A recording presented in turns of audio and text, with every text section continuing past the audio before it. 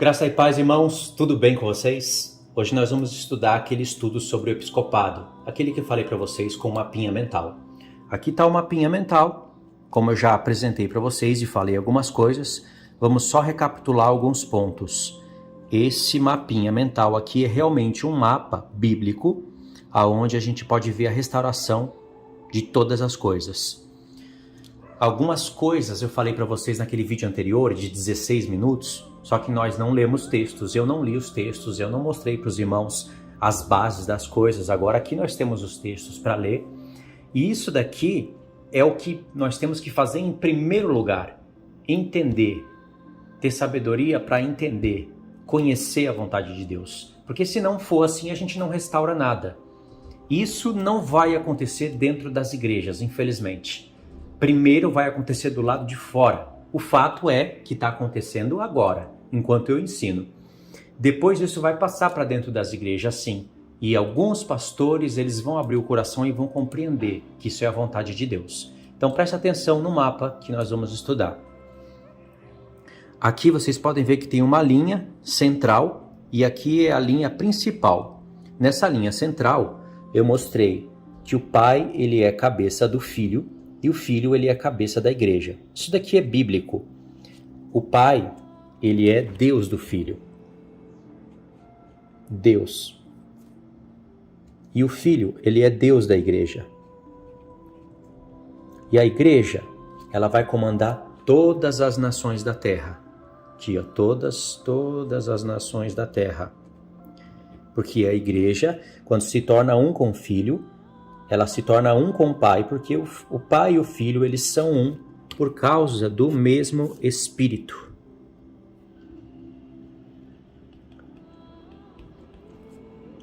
Por isso, e como nós recebemos o Espírito do Pai, que é o mesmo Espírito do Filho, nós nos tornamos um com o Pai e com o Filho. E aqui estão as provas. 1 Coríntios 11:3, Apocalipse 3, verso 2, 11 e 12, mostram esses fatos, ok? Então, o que vocês vão ler? Vocês vão ler aqui Paulo falando que Deus, ele é o cabeça do Filho e o Filho é o cabeça da igreja. Em Apocalipse, verso 2, 11 e 12, vocês vão encontrar ali 5 vezes Jesus chamando o Pai de meu Deus. Ou seja, o Filho glorificado, à destra de Deus, ele chama o Pai de Deus dele. Esse testemunho, ele não é aceito nas igrejas, por causa, infelizmente, da doutrina da Trindade, que não é uma doutrina bíblica. Ela parece ser bíblica, mas a doutrina da Trindade consiste em pegar o Espírito Santo, converter ele em uma imagem de um Deus, como se fosse um terceiro Deus, mas é um terceiro que é o mesmo com o Pai, com o Filho, e colocam uma imagem visível e ainda colocam um trono tripartido. Isso é heresia católica romana. Esse é um testemunho que vai ser restaurado, já está sendo restaurado entre muitos. E se não é restaurado esse testemunho na mente da pessoa, o próprio Deus bloqueia ela de entender outras coisas. Deus não vai bloquear a pessoa de entender tudo, mas vai bloquear ele de entender outras porções da palavra de Deus. Porque a doutrina da Trindade é uma espécie de vírus. É como um vírus que entra no computador, você ainda consegue usar o computador, usar as funções, mas ele fica mais lento. Ele não consegue te entregar ali tudo o que você quer, na velocidade que você quer. É mais ou menos isso. Então, esse testemunho aqui é bíblico. Aí o que nós temos que ver logo em seguida? A palavra episcopos. Como eu mostrei para vocês, a palavra episcopo, ela vai estar relacionada na nossa Bíblia. Ela vai estar escrito, episcopos está no grego, né? Mas tem algumas vezes que aparece episcopado na nossa Bíblia. Mas ela vai estar em alguns textos como bispo. Vocês já viram isso, né? E nesses textos que está falando do bispo, vocês vão ver que é o mesmo que presbítero. Vou pôr aqui. Presbítero. Ok? Episcopos é bispo. E no mesmo texto que fala de bispo, fala de presbítero. Aí nos textos que vocês vão ler, esses que se encontram aqui, que nós vamos ler, a palavra episcopos, ela vai estar em correlação, relacionada com, vamos pôr aqui, pastores,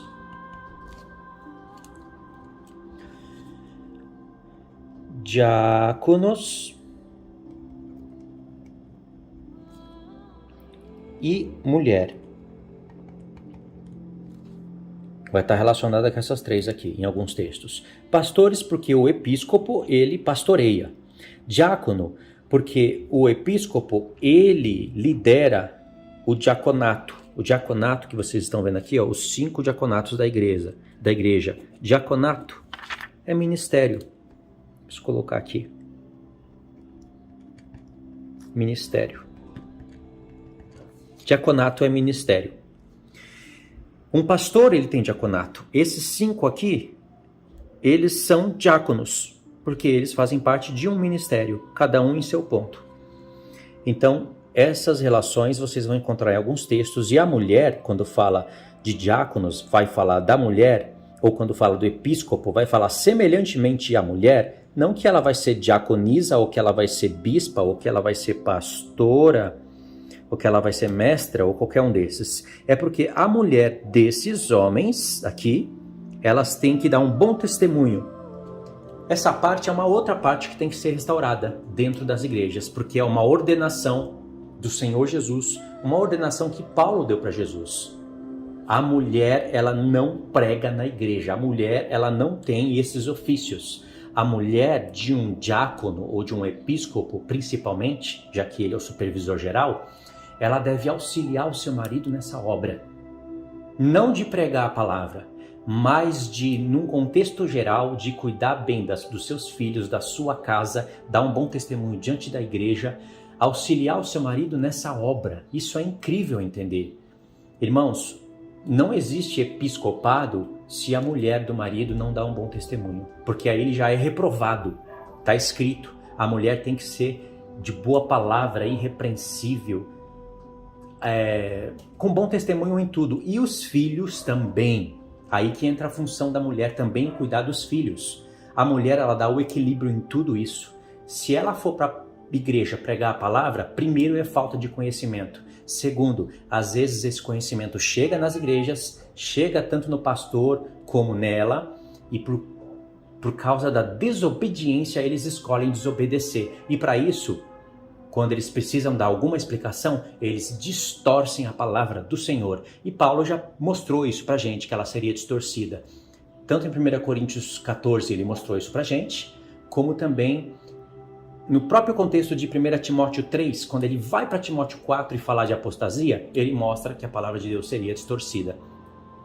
Então, os próprios homens abriram brechas para o feminismo entrar dentro da igreja.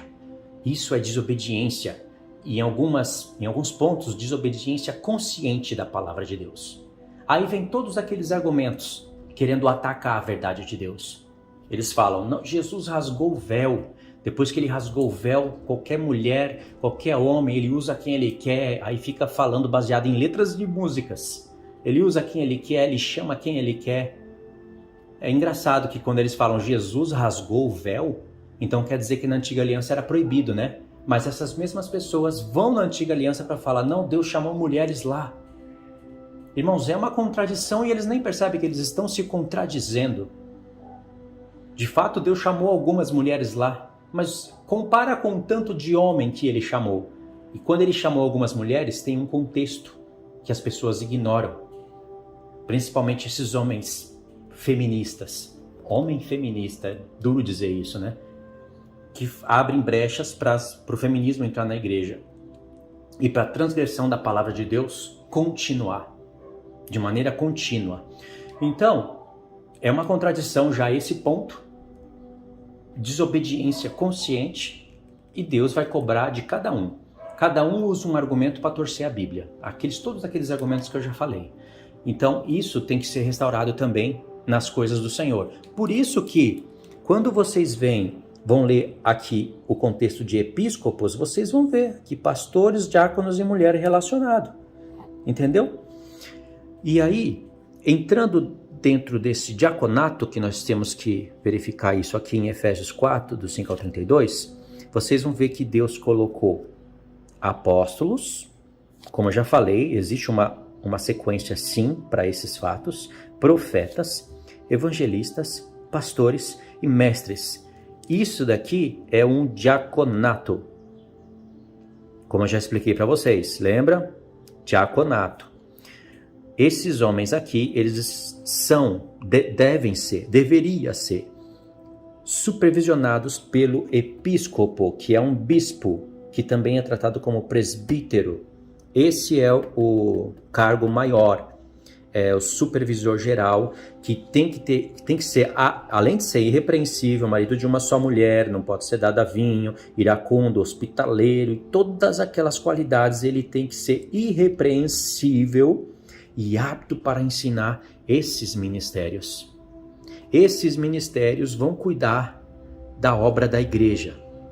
Eles vão ter a missão, sob a supervisão desse homem, de penetrar aqui nas nações. E eles vão ter que chamar judeus e gentios. Extrair ele das nações e trazer eles para esse ministério. Deus tira pessoas daqui e traz para esse ministério. E esse diaconato, quando ele é estabelecido, quando ele é obedecido, eles são capazes de ensinar as coisas que estão no contexto de Efésios 4. No contexto da epístola de Efésios, que são aquelas coisas que eu falei para os irmãos. As duas casas de Israel está sendo tratada em Efésios 2 como um mistério do Senhor.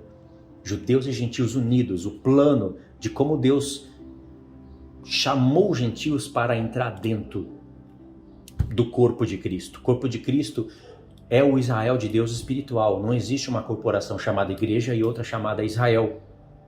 Isso é invenção, infelizmente, invenção teológica pré-tribulacionista antibíblica. Esse ministério, esses todos juntos, quando tem todos juntos unidos, eles são aptos para ensinar e para vencer todas essas religiões e doutrinas que existem. Deus, ele pode chamar um de fora das igrejas, de fora de todo esse contexto que deveria ser aplicado biblicamente, para ajudar, para ensinar e para restaurar essas coisas, assim como o Senhor tem me chamado. Mas quando tem esses ministérios aqui, apóstolos, profetas, evangelistas, pastores e mestres, supervisionado por um episcopado, aí eles são capazes de desenvolver uma grande obra ao ponto de realmente derrubar muitas doutrinas humanas por terra. Adventismo, calvinismo, testemunhas de Jeová e outras mais malucas ainda, como espiritismo. E todas essas daí, até as que eu não mencionei, todos eles juntos trabalham, cada um fazendo a sua parte, a sua justa parte no corpo, eles trabalham e restauram a verdade do Senhor. Mas fica muito difícil quando tem poucos despertados para esse propósito. Mas tudo tem que ter um início. Se as pessoas não despertam dentro dos templos, o Senhor desperta pessoas pequenas, que eram gagas, como eu era. Pessoas sem condições, fora, para confundir os que estão dentro. Sem conhecimento, para confundir os que se acham ter conhecimento. Sem teologia, para confundir aqueles que se acham teólogos. Mas, é claro, Deus levanta pessoas assim para despertar, para que outras despertadas comecem o número a aumentar, e aí Deus possa restaurar essa obra aqui, a obra do episcopado. Porque Satanás ataca esse plano. Vou mostrar para vocês em poucas palavras. Isso daqui, irmãos, é estabelecido pelo Senhor. Isso daqui não é invenção humana. Vocês vão ver até a igreja presbiteriana negando apóstolos. Eles falam que não tem mais apóstolos. Falam que não precisa mais de profetas. Outros, eles querem estipular só pastores e mestres. Alguns aceitam até o evangelismo. Mas profetas e apóstolos, eles falam que cessaram.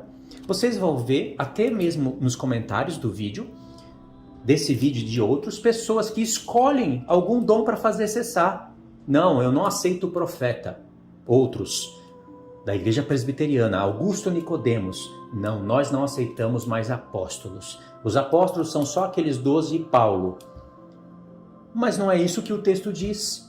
Não interessa se tem homens avarentos, lobos vorazes, que Paulo já profetizou que penetraria no meio do rebanho para arrebatar o rebanho após si.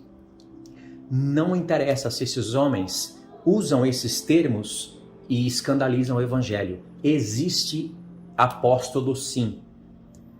Nós fazemos parte dos 12 apóstolos, irmãos. Não diretamente, mas indiretamente. Você conhece a foto da esposa do Senhor. A Nova Jerusalém, que está em Apocalipse 21, é um modelo de uma edificação da igreja.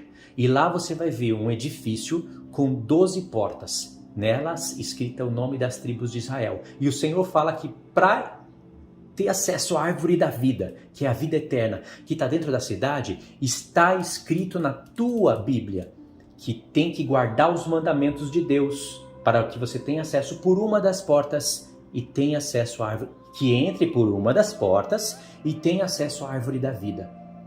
Não existe porta para a igreja presbiteriana, para a igreja Congregação Cristã do Brasil, para a igreja tal, para a religião tal, para a doutrina tal. Não existe porta para isso. Você vai entrar por uma das tribos. É isso que está sendo falado ali. As tribos são as portas. Só que o muro não fica de pé só com portas. O muro precisa de um fundamento para ficar de pé. Tem 12 fundamentos que são os 12 apóstolos do Cordeiro. E são pedras preciosas. É claro que eu acredito que essa cidade existe literal, mas entendo as funções espirituais dela. O recado espiritual, a mensagem eu entendo, mas eu não anulo a literalidade da cidade, porque em outros textos da palavra mostra que essa cidade existe e que vai descer do céu. Não são somente santos que vão descer do céu, como se a cidade não existisse. Os santos vão descer do céu para habitar onde? Até Deus tem um santuário. Lá em Apocalipse 15 diz que abriu-se o tabernáculo do santuário de Deus. Tem um trono, tem tronos. Então, a linha espiritualista, ela anula essas coisas, como se nada daquilo existisse. A linha espiritualista e idealista, que caminha para a apostasia. Logo, já não existe mais nada, né, na mente desses. Mas existe, ali é um modelo da edificação da igreja. E lá nos fundamentos, que são 12, estão escrito o nome dos 12 apóstolos do Cordeiro. Não está escrito o meu nome, o seu nome, o nome de algum vencedor, mas presta atenção. Pedro fala que nós somos pedras preciosas. Edificado, e aí Paulo em Efésios 2 fala que nós somos edificados sobre o fundamento dos apóstolos e profetas. O fundamento é Cristo, mas Cristo colocou os seus apóstolos e profetas como fundamentos, porque uma cidade não tem um fundamento. O principal, a pedra angular é Cristo, mas ele colocou outros como fundamentos. Então, de maneira indireta, nós fazemos parte daquelas pedras preciosas. Nós não estamos na lista dos 12 apóstolos. Não cessaram os dons. Em Apocalipse, para 7 igrejas, se não me engano, para a igreja de Éfeso, o Senhor fala que estava ali a favor deles, que eles colocaram alguns à prova, alguns que se diziam ser apóstolos. Aí o Senhor fala, e vocês colocaram à prova, gostei, e vocês acharam que eles estão mentindo, verificaram que eles estão mentindo. Eu aprovo isso. Ué, como? Pararam para pensar isso? Como que você vai colocar à prova os que se dizem ser apóstolos? Se fosse somente esses 12, os 12 apóstolos do Cordeiro, e Paulo, se fosse somente eles, esses daí, não precisava pôr nada à prova. Ia vir a pessoa dizendo, o Senhor me enviou, porque esse é o significado da palavra apóstolos, apostolê, enviou. O Senhor me enviou. A pessoa ia olhar e ia falar, você não é João, você não é Tiago, você não é tal, você não é tal e você não é Paulo, mentiroso. Irmãos, isso não é colocar à prova, isso seria um besterol. Colocar à prova é investigar o que a pessoa está falando, a doutrina de Cristo, investigar.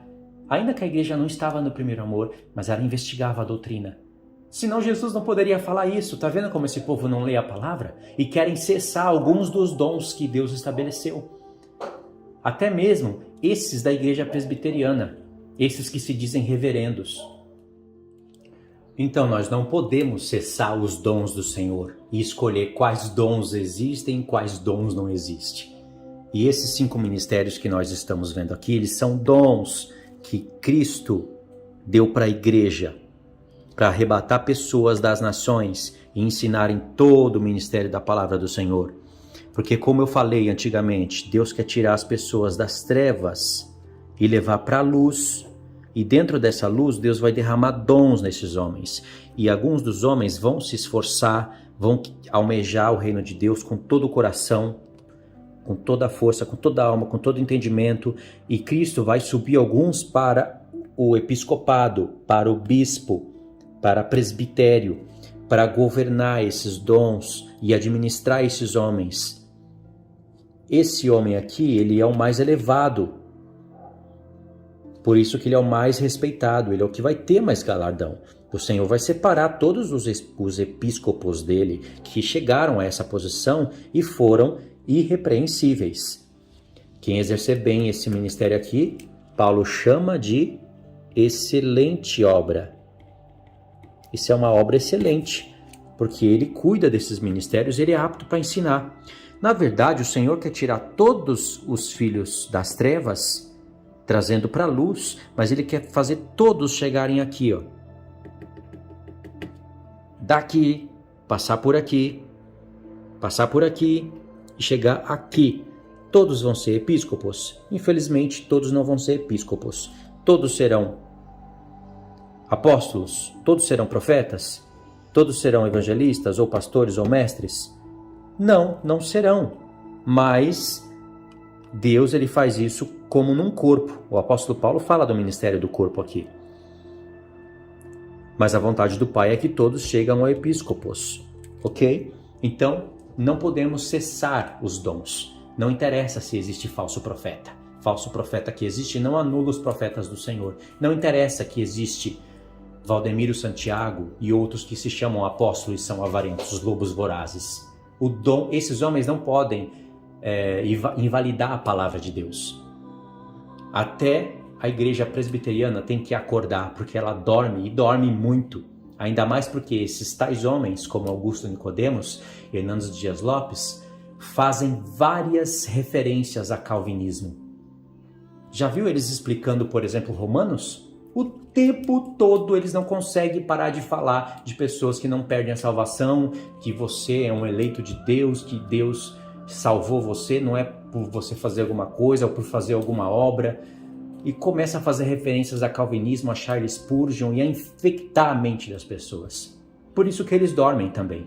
Eles não estão exercendo um bom episcopado, vão ser repreendidos pelo Senhor, se chegarem a ser salvos. Porque, pelo que eu vejo, eles implantam na mente das pessoas que você não precisa fazer obra nenhuma para ser salva. Que Deus salvou você, mas talvez o seu familiar, eles não falam isso, mas está implícito nas palavras deles. Talvez o familiar das outras, não, Deus não quis salvar e Deus é Deus. Você não pode discutir com ele, você é um caco de barro. Então, é justo porque é com a gente, mas com os outros, que na verdade seria injusto, eles falam que é justo. Eles convertem um Deus puro, santo, justo, que quer que todos os homens se salvem, em um Deus maligno, sabe? Um Deus, um psicopata, um sociopata, um assassino, na verdade. E fala que isso é justo. Chega a ser hipocrisia.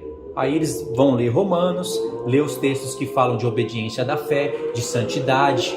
Esses tais leem os textos falando que Paulo fala que a fé ela tem que ser obedecida, que os mandamentos de Deus têm que ser praticados, que Deus chamou o povo para a santificação. E eles se contrariam na mesma mensagem. Como que Deus vai julgar homens que não puderam escolher o bem porque Deus impediu? Como que Deus vai julgar homens que Deus não quis antes que eles fossem salvos? É um povo maluco. Então, mesmo que esses se dizem igreja presbiteriana e praticam semelhantemente o episcopado, de maneira semelhante, não de maneira completa, porque eles abrem brechas, eles deixam a mulher ensinar, eles fecham algumas brechas só, em comparação à igreja evangélica. Mas não tem nada reformado ali, não tem nada com aparência bíblica. É muita coisa negativa. Eles precisam ser restaurados. Não é à toa que mesmo eles praticando o episcopado, Deus não deu para eles a mensagem das duas casas, para nenhum sequer, nenhum.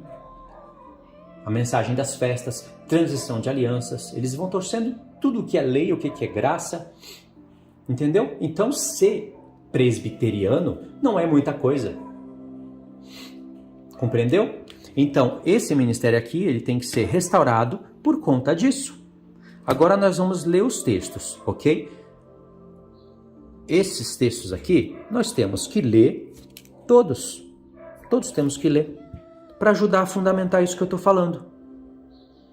Tem que gastar tempo entendendo aqui, ó, apóstolo, tem que procurar textos, profetas, evangelistas, pastores e mestre. Tem que gastar tempo pesquisando, analisando textos, vendo a palavra no grego, para você compreender de verdade se é verdade que não existe mais apóstolo, se é verdade que não existe mais profeta, se é verdade mesmo que episcopos é bispo e faz parte do presbitério e governa esses ministérios.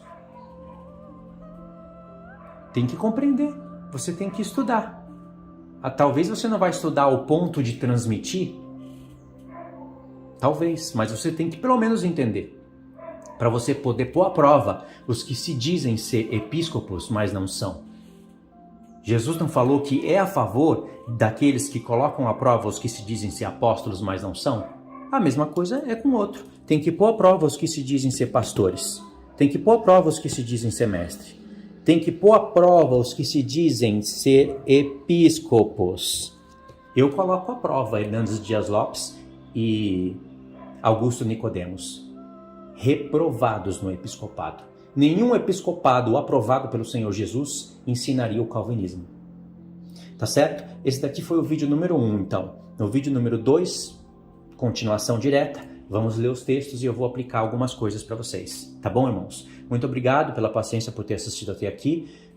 Eu sei que foi uma recapitulação do vídeo anterior, mas eu acrescentei algumas coisas, né? Agora vamos ler os textos, que é muito importante.